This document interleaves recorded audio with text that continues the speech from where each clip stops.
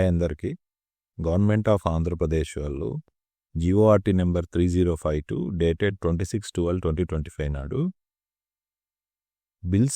Work bills payment గురించి ఒక instruction అనేది director of works and accounts వాళ్ళకి ఇవ్వడం జరిగింది. దీని సారాంశం ఏమంటే, ఏ వర్క్ బిల్ అయితే డీటెయిల్ మెజర్మెంట్స్ డిజిటల్ ఎంబీలో రికార్డ్ చేయబడి ఉంటుందో వాటినే యాక్సెప్ట్ చేసి పేమెంట్కి అలో చేయండి. ఏ వర్క్స్ అయితే డిజిటల్ ఎంబీలో డీటెయిల్ మెజర్మెంట్స్ ఉండవో అవి పేమెంట్కి యాక్సెప్ట్ చేయరన్నమాట. అది ఈ జీవోలో మనకు చీఫ్ సెక్రటరీ గారి రివ్యూ మీటింగ్ గురించి 5th పాయింట్లో ఇచ్చారు. మీరు చూడొచ్చు. 5th point, during the review meeting held by the chief secretary on 3/12/2025 a serious view has been taken on recording measurements in physical M-books with abstract quantities in digital M-book and instructed to dispense with such practice to ensure the detailed measurement shall invariably record in digital M-book of Nidhi Works module.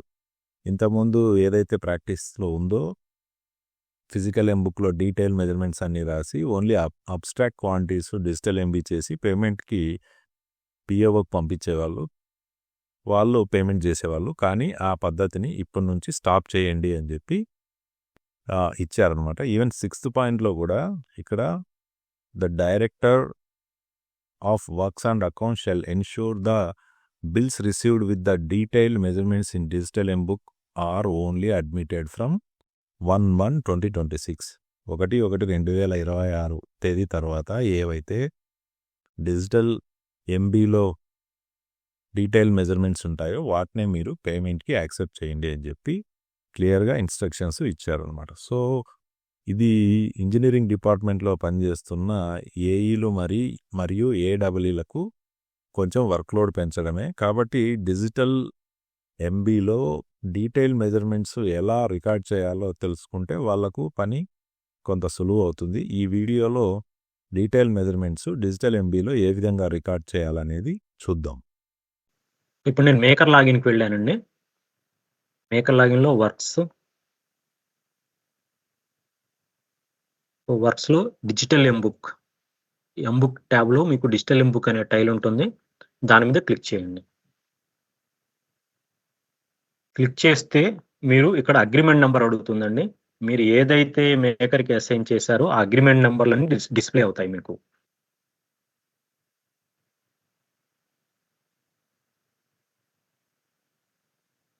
So ఈ agreement number వస్తుంది మీకు.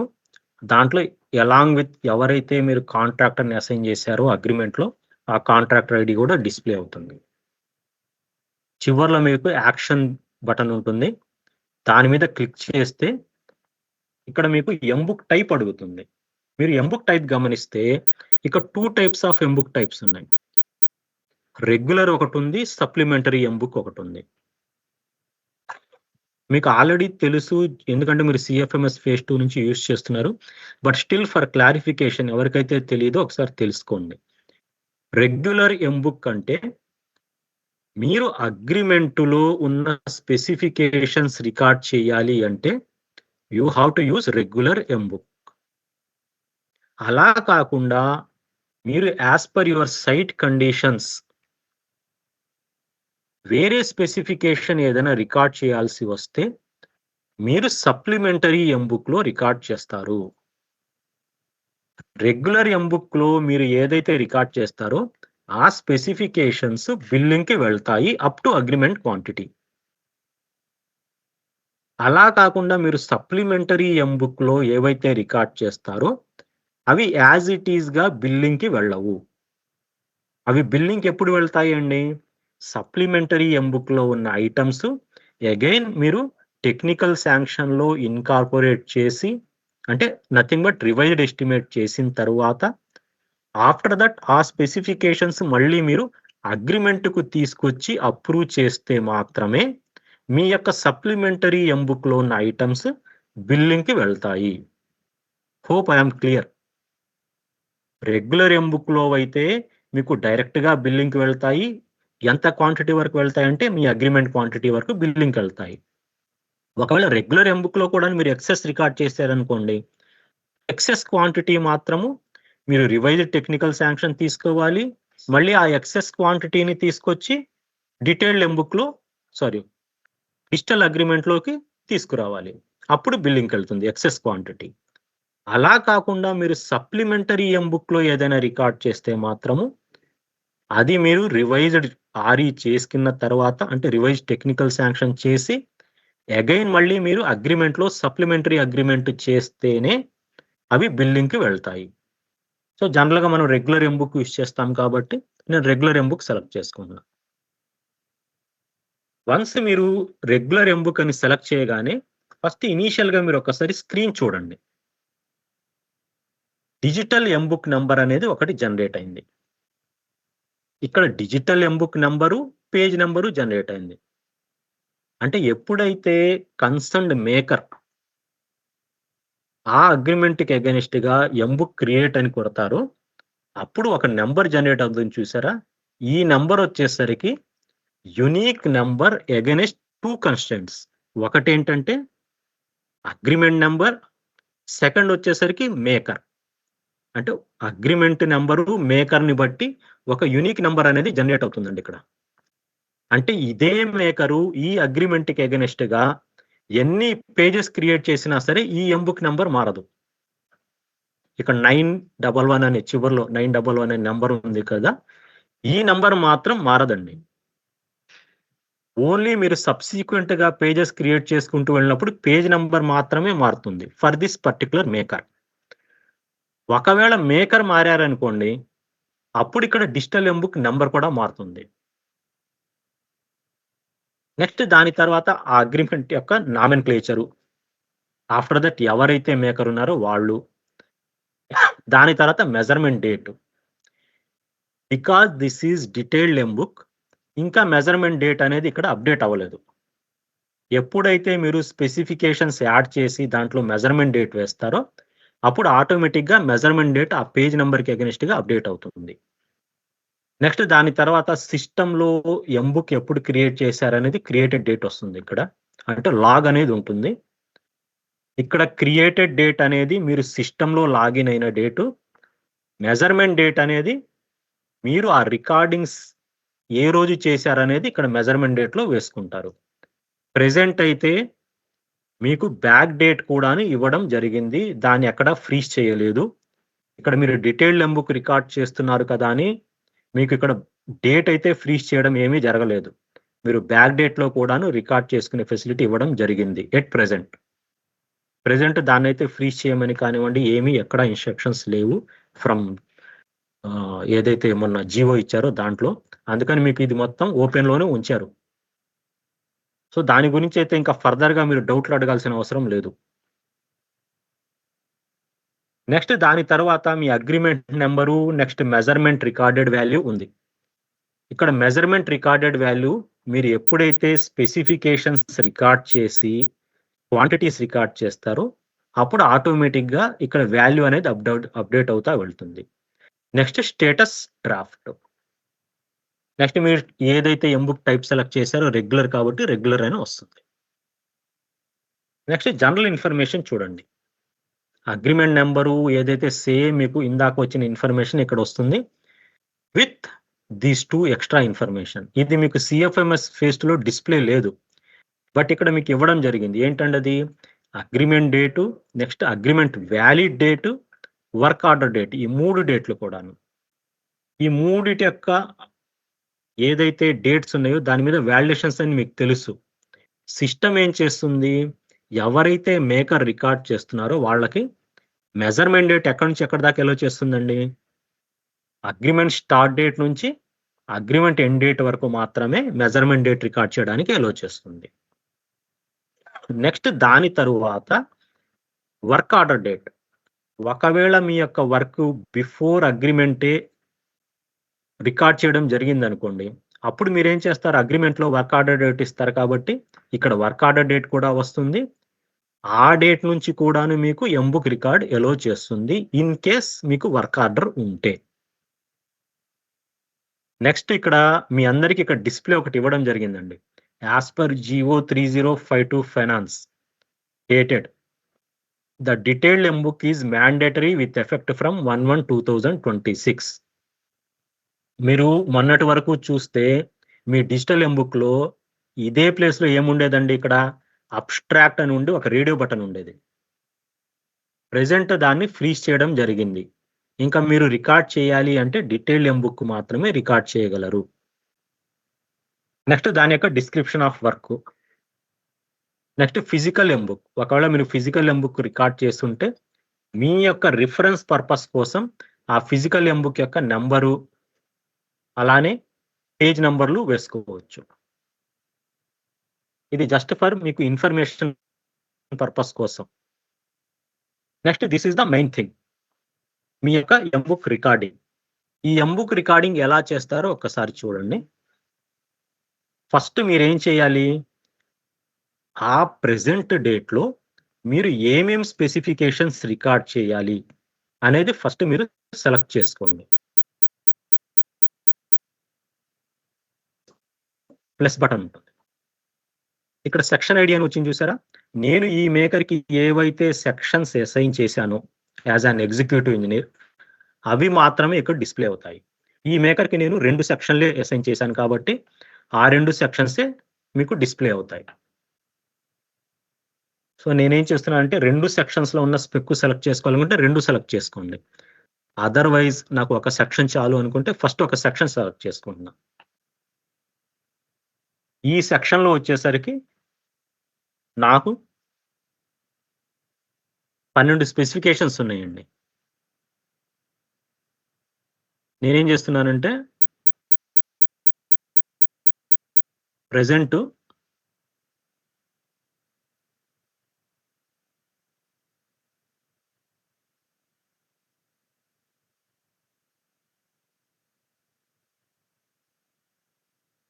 దాంట్లో ఉందా?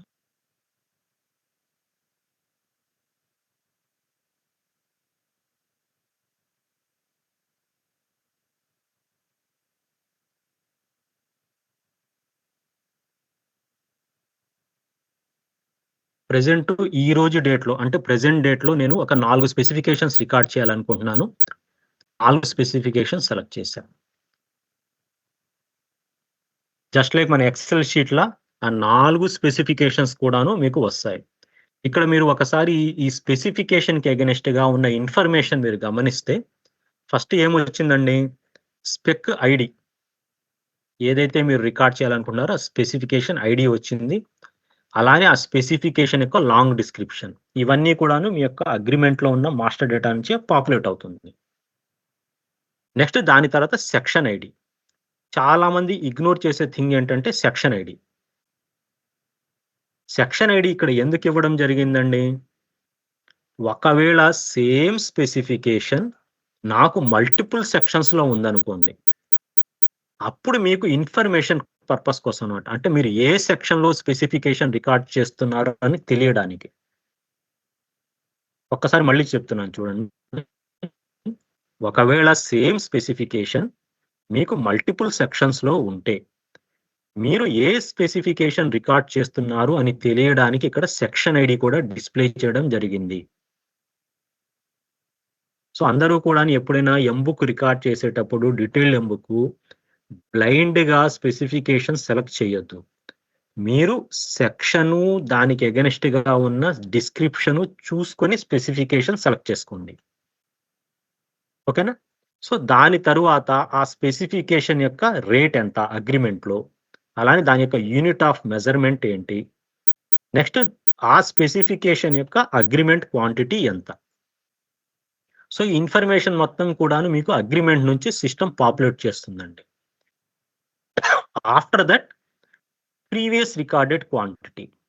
ఒకవేళ మీరు ప్రీవియస్‌గా ఎంతైతే M-book ఈ స్పెసిఫికేషన్‌కి అగైనెస్ట్‌గా రికార్డ్ చేశారో, ఆ క్వాంటిటీని ప్రీవియస్ రికార్డెడ్ క్వాంటిటీ కింద డిస్‌ప్లే చేయడం జరుగుతుంది. ప్రెజెంట్ నేను ఏమి రికార్డ్ చేయలేదు కాబట్టి 0 ఉంది. Next present measurement quantity. మీరు అబ్‌స్ట్రాక్ట్ ఎంబుక్ రికార్డ్ చేసేటప్పుడు ఏమయ్యేది? ప్రెజెంట్ మెజర్‌మెంట్ క్వాంటిటీ అనేది కంప్లీట్‌గా ఎడిటబుల్ మోడ్‌లో ఉండేది. ఇప్పుడు మీరు గమనిస్తే ఇది ఫ్రీజ్ అయ్యి ఉంది. అంటే ఇదే అండి డిఫరెన్స్. డీటెయిల్డ్ ఎంబుక్‌కి, అబ్స్ట్రాక్ట్ ఎంబుక్‌కి డిఫరెన్స్ ఏంటంటే, ఇక్కడ ప్రెజెంట్ మెజర్‌మెంట్ క్వాంటిటీ అనేది మీరు అబ్స్ట్రాక్ట్ క్వాంటిటీ రికార్డ్ చేసేటప్పుడు ఎడిటబుల్ మోడ్‌లో ఉండేది. ప్రెజెంట్ దాన్ని ఫ్రీజ్ చేశారు. అది ఎలా రికార్డ్ చేస్తారో మీకు చెప్తాను. దాని తర్వాత ఎక్సెస్ క్వాంటిటీ మీకు తెలుసు.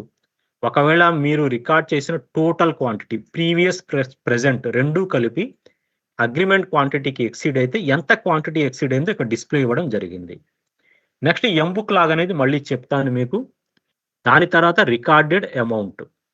మీరు రికార్డ్ చేసిన present measurement quantity multiplied by agreement specification rate. ఈ రెండిటి మల్టిప్లై అయ్యి మీకు రికార్డింగ్ అమౌంట్ అనేది వస్తుంది. దాని తర్వాత మెజర్‌మెంట్ డేట్. సో, ఈ విధంగా మీరు ఏవైతే స్పెసిఫికేషన్ సెలెక్ట్ చేసుకున్నారో రికార్డింగ్‌కి అవన్నీ కూడాను ఇక్కడ డిస్‌ప్లే ఇవ్వడం జరిగింది. ఓకేనా? ఫస్ట్ నేనేం చేస్తున్నానంటే ఒక స్పెసిఫికేషన్ రికార్డ్ చేస్తున్నా. ఇప్పుడు నేను డీటెయిల్డ్ ఎంబుక్ రికార్డ్ చేయాలి కాబట్టి ప్రెజెంట్ మెజర్‌మెంట్ క్వాంటిటీ దగ్గర కాలిక్యులేటర్ అనే బటన్ ఉంటుంది.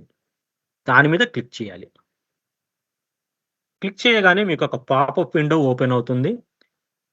Along with specification description, next దాని యొక్క agreement quantity, present measurement quantity ఇలాంటివన్నీ డిస్‌ప్లే అవుతాయి. ఇక్కడ నేనేం చేస్తున్నానంటే నా యొక్క యూనిట్ ఆఫ్ మెజర్‌మెంట్ ఏదైతే స్క్వేర్ మీటర్స్ ఉందో దాన్ని బేస్ చేసుకొని ఏవైతే 2D షేప్స్ ఉన్నాయో ఇవన్నీ కూడాను మీకు పాపులేట్ అవుతాయి.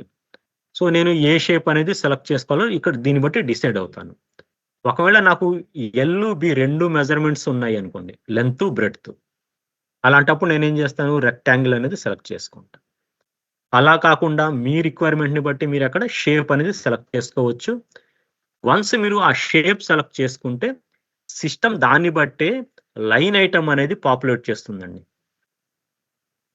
ఓకేనా? ఇక్కడ మీరు గమనిస్తే ఈ లైన్ ఐటెమ్ ఏదైతే పాపులేట్ అయిందో ఇది మీ యొక్క ఫిజికల్ ఎంబుక్ ఎలాగైతే ఉంటుందో సేమ్ అలానే ఉంటుందండి. ఫస్ట్ మీరు ఇక్కడ టైటిల్ డిస్క్రిప్షన్ రాసుకోవడానికి, నెక్స్ట్ దాని యొక్క డిస్క్రిప్షను, కౌంటు, లెంగ్త్, బ్రెడ్త్. ఇక్కడ నేనేం చేస్తున్నా జంగిల్ క్లియరెన్స్ కాబట్టి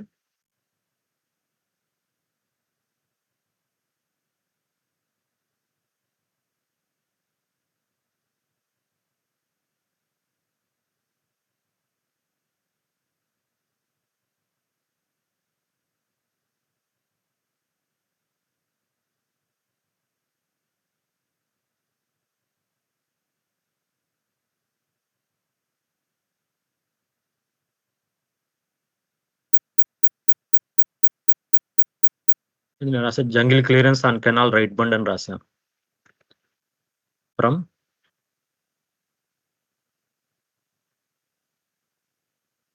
0 to 100 మీటర్స్. సో, దాని యొక్క లెంగ్త్ ఎంత, బ్రెడ్త్ ఎంత రాస్తున్నాను.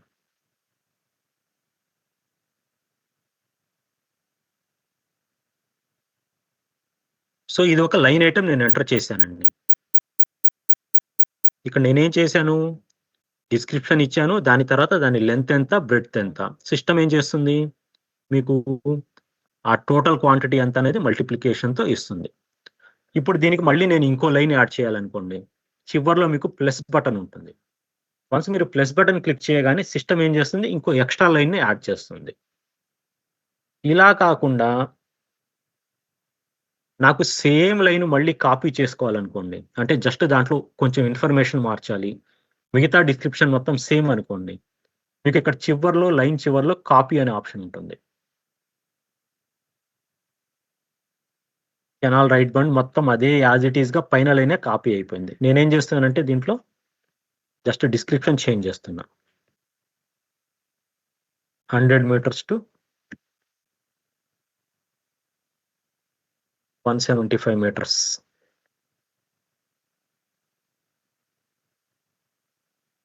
అంటే మీకు ఏదైతే కాపీ చేశారో ఆ లైన్ మొత్తం మీకు ఎడిటబుల్ మోడ్‌లో ఉంటుంది. ఇక్కడ మీరేం చేస్తారు మీకు కావాల్సిన మెజర్‌మెంట్స్ అన్నీ కూడాను మీరు ఎంటర్ చేసుకుంటారు. ఇది కాపీ ఆప్షన్. అంటే మీకు లైన్ టు లైన్ ఇట్లా కాపీ చేసుకుంటూ వెళ్ళొచ్చు. మీరు కాపీ చేయొచ్చు. లేదంటే ఎక్స్ట్రా లైన్ యాడ్ చేయాలంటే లైన్ యాడ్ చేయొచ్చు. Depending upon your requirement. Next దాని తరువాత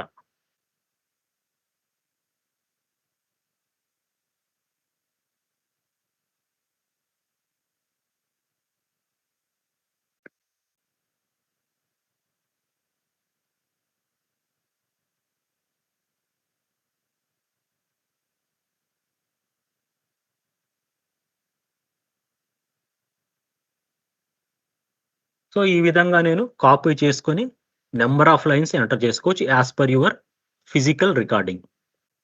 నెక్స్ట్ దీని తర్వాత ఒకవేళ నాకు ఇట్లా క్యుములేటివ్ వాల్యూ నుంచి ఏదైనా డిడక్షన్ వచ్చిందనుకోండి. ఫర్ ఎగ్జాంపుల్ నేను ఏదైనా లైన్‌ని డిడక్ట్ చేయాలనుకుంటున్నాను. అంటే మధ్యలో ఏదైనా కల్వర్ట్సో ఇట్లాంటివి వచ్చాయనుకోండి. అట్లాంటప్పుడు కొంత ఏరియా మనం డిడక్ట్ చేస్తాం గదా! అట్లా డిడక్ట్ చేయాలనుకున్నప్పుడు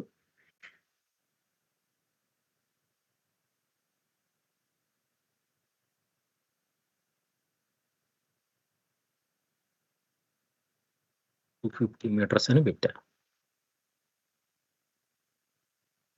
సో, ఆ ఏరియా ఎంతుంది అంటే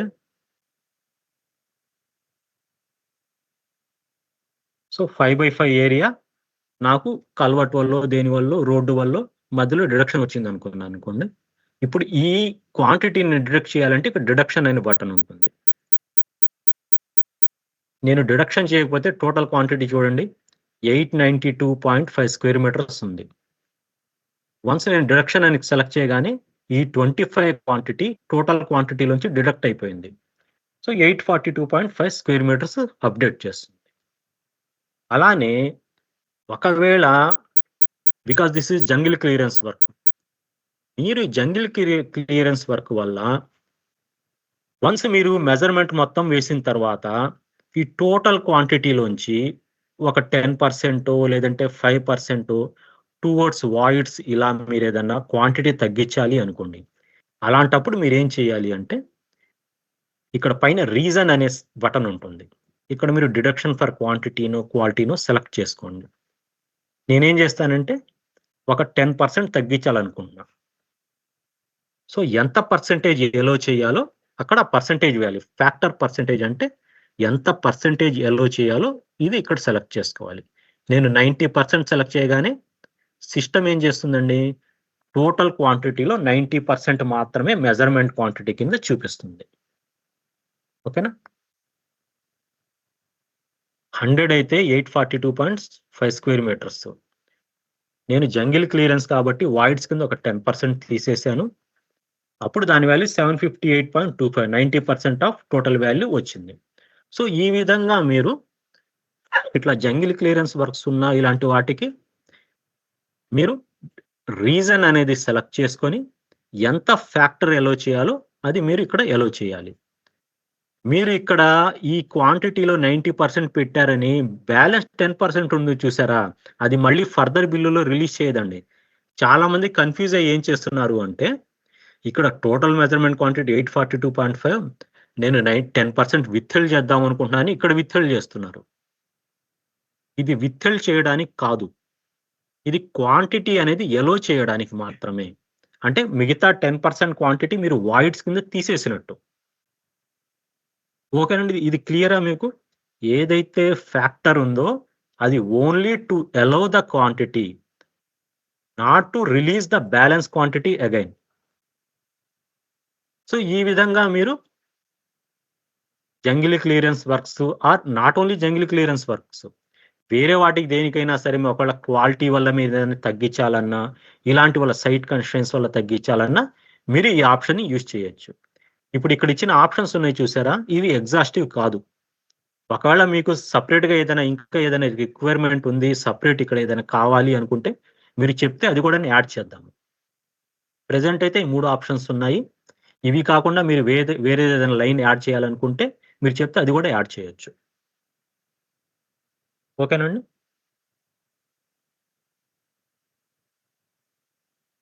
నెక్స్ట్ ఇక్కడ కాపీ ఆప్షన్ ఒకటుంది చూసారా?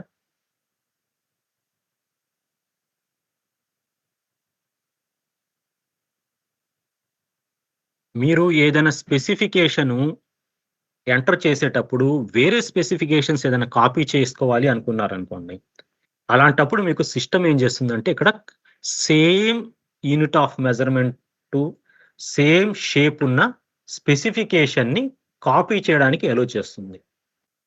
ఇప్పుడు నేనేం చేశాను రెక్టాంగిల్ అని సెలెక్ట్ చేసుకొని సేమ్ ఎంబుక్కా, అదర్ ఎంబుక్కా అని సిస్టమ్ అడుగుతుంది. సేమ్ ఎంబుక్ అయితే సేమ్ సెలెక్ట్ చేయొచ్చు. అలా కాకుండా వేరే ఎంబుక్‌లోది ఏదైనా ఇదే అగ్రీమెంట్‌కి అగైనెస్ట్‌గా వేరే ఎంబుక్‌లోది ఏదైనా కాపీ చేసుకోవాలనుకోండి, అదర్ ఎంబుక్ అని ఆప్షన్ ఉంది.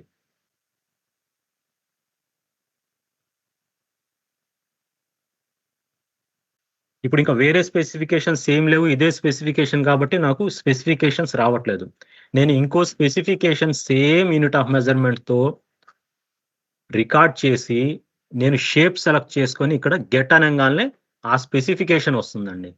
మీరు ఇవే మెజర్‌మెంట్స్‌ని మళ్ళీ కాపీ చేసుకోవచ్చు.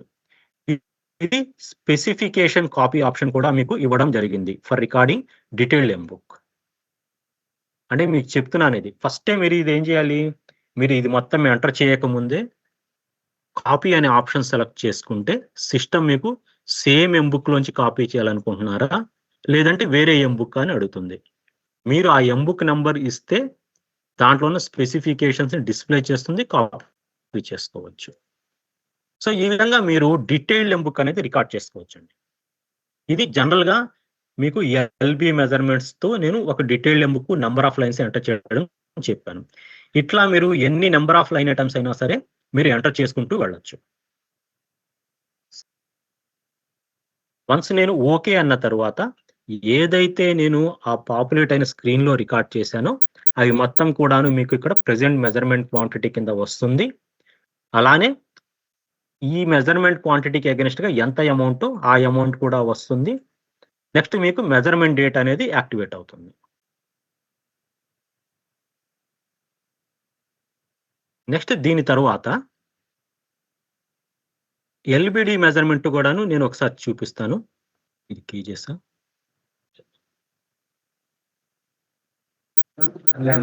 అది నంబర్స్.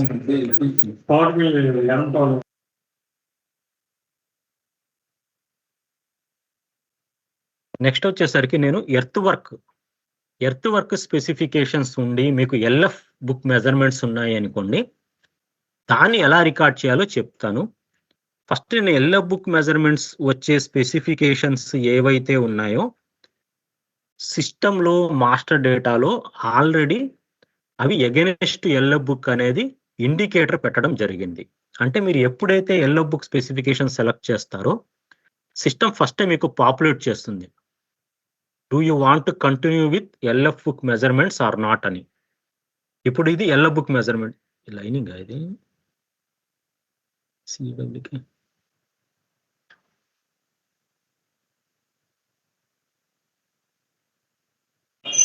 ఇది చూడండి.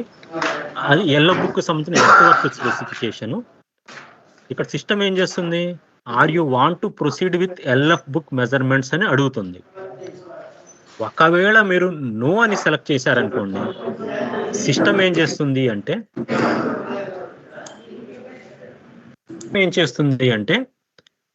మీ యూనిట్ ఆఫ్ మెజర్‌మెంట్‌ని బట్టి ఆటోమేటిక్‌గా ఎల్‌బీడీలు ఇస్తుంది. అంటే క్యూబిక్ మీటర్ కాబట్టి సిస్టమ్ క్యూబిక్ మీటర్‌కి సంబంధించిన షేప్స్ అన్నీ డిస్‌ప్లే చేస్తుంది. ఒకవేళ ఇవేవి కాకపోతే మీకు చివర్లో నో షేప్ అనే ఒక ఆప్షన్ కూడా ఉంటుంది. ప్రతి స్పెసిఫికేషన్‌కి ఉంటుందండి. నో షేప్ అనే ఆప్షన్. సో, ఇక్కడ నేను ఎల్‌బీడీలు ఎంటర్ చేయాలనుకోండి. క్యూబాయిడ్ అని సెలెక్ట్ చేసుకొని నేనేం చేస్తాను? దాని యొక్క title earth work excavation from 0 to 100. ఇప్పుడు నేను ఎల్‌బీడీలు ఏవైతే ఉన్నాయో ఎల్‌బీడీలు ఇస్తాను.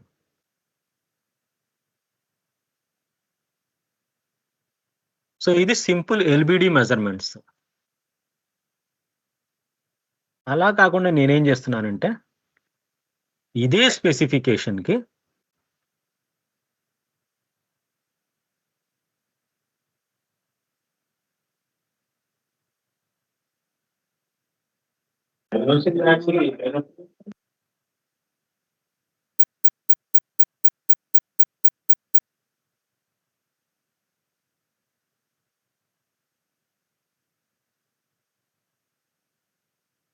ఇప్పుడు ఇదే స్పెసిఫికేషన్‌కి నేను ఎల్ఎఫ్ బుక్ మెజర్‌మెంట్స్ దగ్గర యెస్ అని సెలెక్ట్ చేశా. ఇక్కడ మీరు యెస్ అని సెలెక్ట్ చేయగానే చూడండి సిస్టమ్ ఏం చేస్తుంది?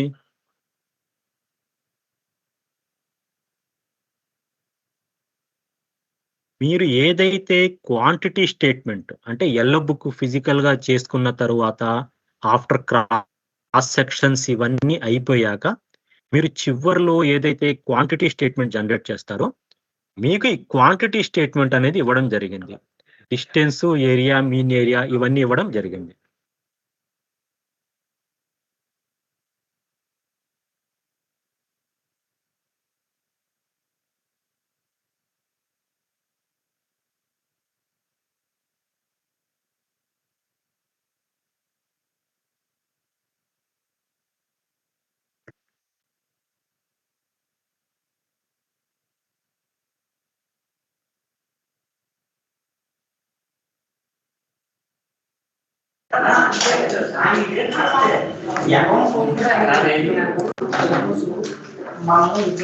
Será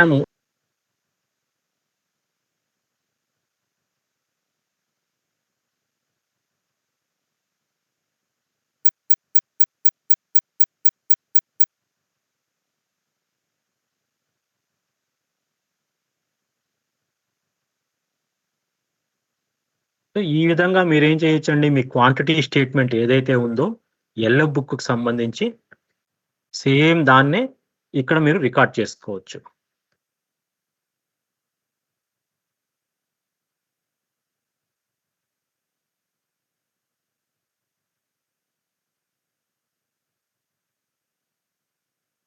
నేనేదో రాండమ్‌గా వాల్యూస్ ఇస్తున్నానండి.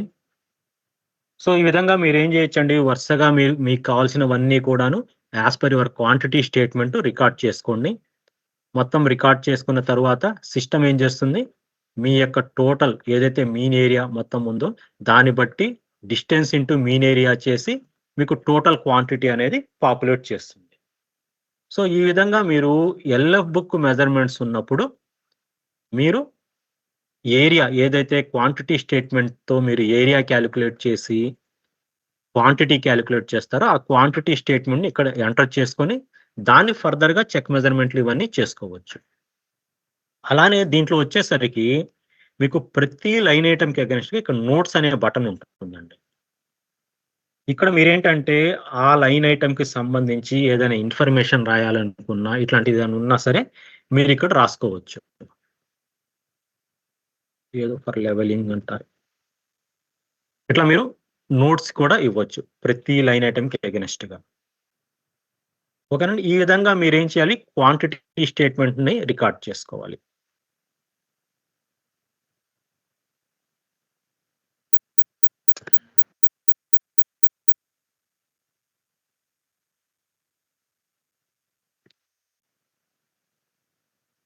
సో, సిస్టమ్ ఈ క్యుములేటివ్ క్వాంటిటీని ఇక్కడ మీకు పాపులేట్ చేస్తుంది.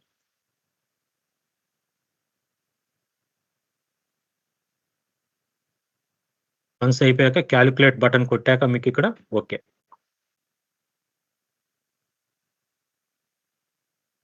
ఇక్కడ చూడండి, నేను అగ్రీమెంట్ క్వాంటిటీ 100 ఉంది. బట్ నేను 1495 రికార్డ్ చేశా. నేను రికార్డ్ చేశాను కాబట్టి సిస్టమ్ ఏం చేసింది, 1395 క్వాంటిటీ అనేది ఎక్సెస్ క్వాంటిటీ అని చూపించింది విత్ రెడ్ మార్క్. అంటే ఒకవేళ మీ క్వాంటిటీ అనేది అగ్రీమెంట్ క్వాంటిటీ కంటే ఎక్సీడ్ అయితే సిస్టమ్ ఈ విధంగా మీకు ఎక్సెస్ క్వాంటిటీ కింద చూపిస్తుంది. ఇప్పుడు ఈ ఎక్సెస్ క్వాంటిటీ మళ్ళీ బిల్లింగ్‌కి వెళ్ళాలి అనుకుంటే మీరు దాన్ని రివైజ్డ్ టెక్నికల్ శాంక్షన్‌లో ఆ క్వాంటిటీ ఇన్కార్పొరేట్ చేసి మళ్ళీ అగ్రీమెంట్‌లో ఈ క్వాంటిటీ ఇన్కార్పొరేట్ చేస్తే గాని మీకు ఈ ఎక్సెస్ క్వాంటిటీ బిల్లింగ్‌కి వెళ్ళదు.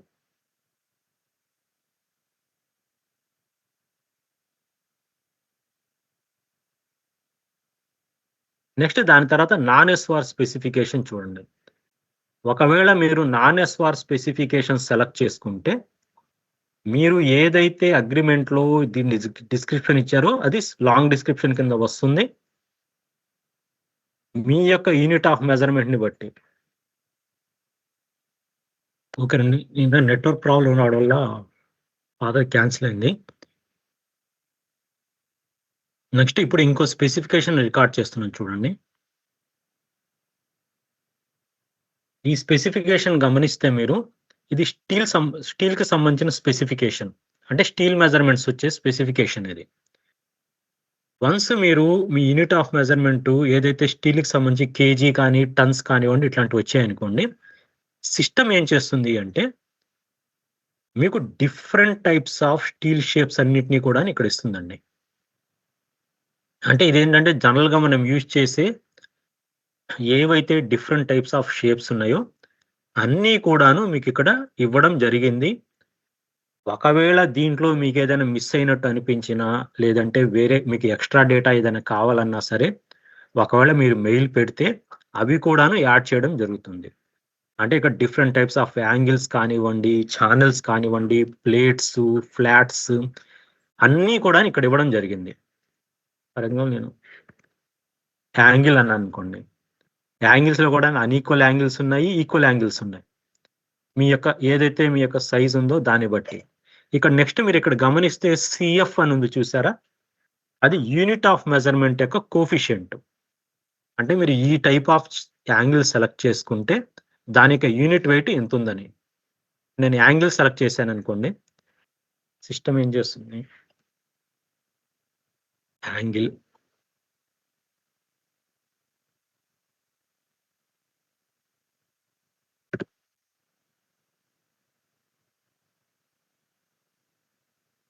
సో, యాంగిల్ సైజు ఇలాంటివి నా దగ్గర ఒక 4 నంబర్స్ ఉన్నాయనుకోండి. 4 నంబర్స్. ఆ యాంగిల్ లెంత్ వచ్చేసరికి నేను ఒక 8 మీటర్స్ అని వేశా. చూడండి సిస్టమ్ ఏం చేస్తుంది డైరెక్ట్‌గా దాని యొక్క రిజల్ట్ ఇచ్చేస్తుంది. ఎన్ని కేజెస్. ఇట్లానే ఇంకో యాంగిల్ ఉందనుకుంటున్నా నేను.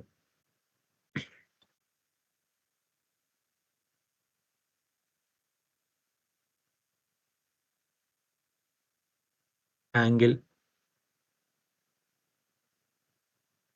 Same size 10 numbers. 10 నంబర్స్ వచ్చేసరికి 4 మీటర్ల లెంత్ ఉన్నాయనుకుంటున్నా. సో, దాని యొక్క వాల్యూ ఎంత? ఇట్లా ఈ విధంగా సిస్టమ్ ఏం చేస్తుంది అంటే, మీరు సెలెక్ట్ చేసుకున్న షేప్‌ని బట్టి అది యాంగిలా, ఛానెలా దాన్ని బట్టి యూనిట్ ఆఫ్ వెయిట్ అనే దాన్ని డిస్‌ప్లే చేస్తుంది. వన్స్ మీరు దాని యొక్క లెంతో లేదంటే మీ యూనిట్ ఆఫ్ మెజర్‌మెంట్ ఏదైతే ఉందో దాన్ని బట్టి డిఫరెంట్ స్టీల్ షేప్స్ వస్తాయి. ఈ స్టీల్ షేప్స్‌లో కూడాను ఏదైతే యూనిట్ వెయిట్ ఉందో, సో, ఇక్కడ కేజీ పర్ మీటర్ అంటే మీరిక్కడ లెంత్ అడుగుతుంది సిస్టమ్. అలా కాకుండా ఇప్పుడు చెక్కడ్ ప్లేట్ సెలెక్ట్ చేసుకుంటున్నా నేను. చెక్కడ్ ప్లేట్ సెలెక్ట్ చేసుకుంటే చూడండి, స్క్వేర్ మీటర్ కాబట్టి సిస్టమ్ చూడండి. ఇదిగోండి. Per square metre.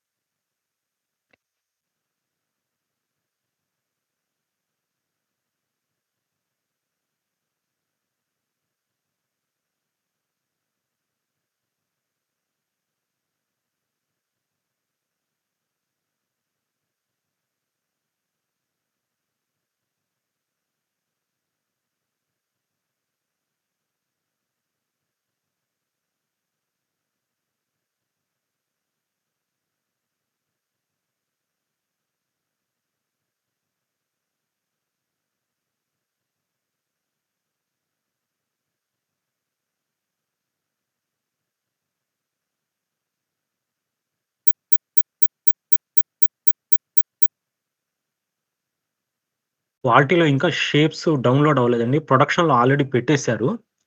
అంటే మీకిక్కడ యూనిట్ ఆఫ్ మెజర్‌మెంట్ ఏదైతే ఉందో, ఈ యూనిట్ ఆఫ్ మెజర్‌మెంట్‌ని బట్టి సిస్టమ్ ఏం చేస్తుందంటే, దాని యొక్క ఏరియా కావాలా? లేదంటే ఓన్లీ లెంత్ ఎంటర్ చేస్తే సరిపోతుందా?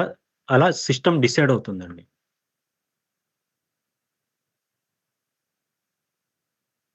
నేను రౌండ్ సెలెక్ట్ చేశాననుకోండి.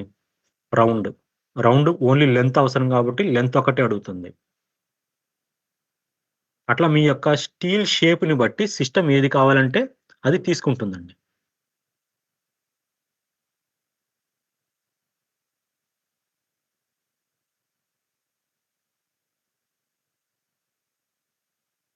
ఇది క్వాలిటీలో అప్‌లోడ్ అవ్వలేదండి కంప్లీట్‌గా. కాకపోతే మీకు ప్రొడక్షన్‌కి మాత్రము ఈ షేప్స్ అన్నీ విత్ యూనిట్ ఆఫ్ మెజర్‌మెంట్‌ని బట్టి యూనిట్ ఆఫ్ మెజర్‌మెంట్ కాదు. ఇక్కడ మీకున్న కోఎఫిషియంట్‌ని బట్టి ఆ షేప్‌ని సిస్టమ్ సెలెక్ట్ చేసుకుంటుంది.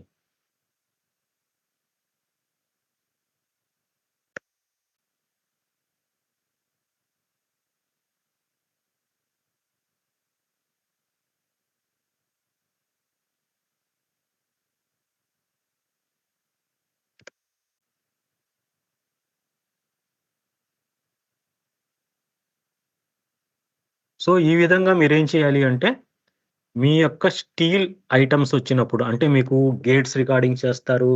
అలానే డిఫరెంట్ టైప్స్ ఆఫ్ ఏవైతే రౌండ్ బార్స్ ఇట్లాంటివన్నీ ఆర్‌సీసీ వాటిలో యూజ్ చేస్తారు కాబట్టి, అలాంటివి వచ్చినప్పుడు మీరు మీకు కావలసిన స్టీల్ షేప్‌ని సెలెక్ట్ చేసుకొని, ఎయిదర్ దాని యొక్క లెంతో లేదంటే ఒకవేళ స్క్వేర్ మీటర్ అనుకోండి దాని యొక్క ఏరియాను ఇట్లా మీరు ఇస్తారు.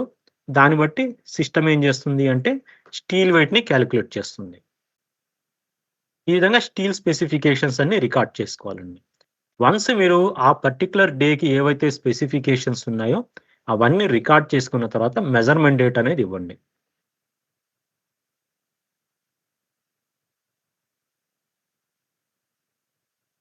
నేను అన్ని మెజర్‌మెంట్ డేట్స్ అన్నీ కూడాను ఇచ్చానండి.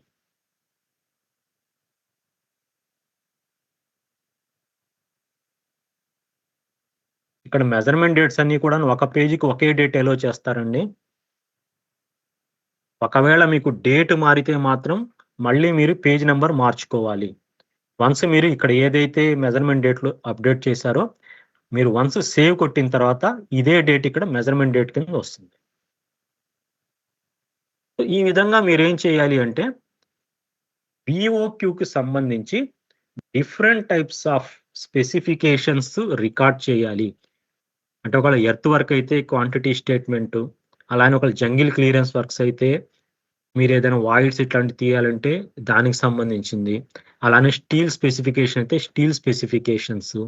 ఒకవేళ నాన్ ఎస్‌వార్ అయితే నాన్ ఎస్‌వార్. ఈ విధంగా మీరు డీటెయిల్డ్ ఎంబుక్కు మీ ఫిజికల్ రిక్వైర్మెంట్‌ని బట్టి నంబర్ ఆఫ్ లైన్స్ ఎంటర్ చేసుకోవాలి. Either 1 or more lines. మీకింకా అబ్‌స్ట్రాక్ట్ ఎంబుక్ అనేది ఇంకా రేడియో బటన్ ఉండదు. మీరు కంపల్సరీ ఇక్కడ కాలిక్యులేటర్ బటన్ సెలెక్ట్ చేసుకొని మాత్రమే మీరు టోటల్ క్వాంటిటీ అనేది అరైవ్ అవ్వాలి. నెక్స్ట్ దాని తరువాత ఏదైతే డిక్లరేషన్స్ ఉన్నాయో, ఆ డిక్లరేషన్స్ మీరు సెలెక్ట్ చేయండి.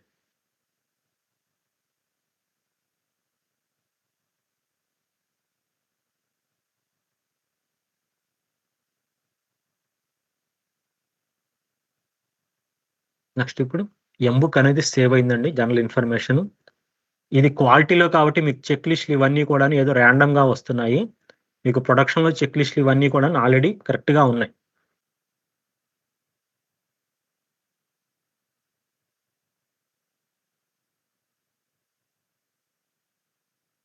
సో, ఇది మీరు ఎంబుక్ వర్క్‌ఫ్లో కాన్ఫిగరేషన్‌లో ఇచ్చిన total list.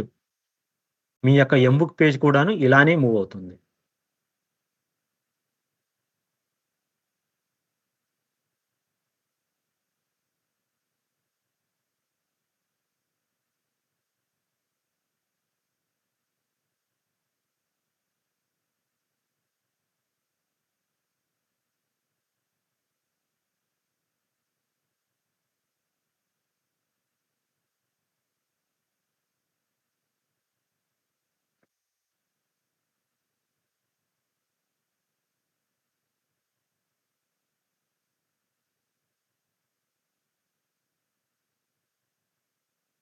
So, M-book page అనేది నేను నెక్స్ట్ లెవెల్‌కి సబ్మిట్ చేశా.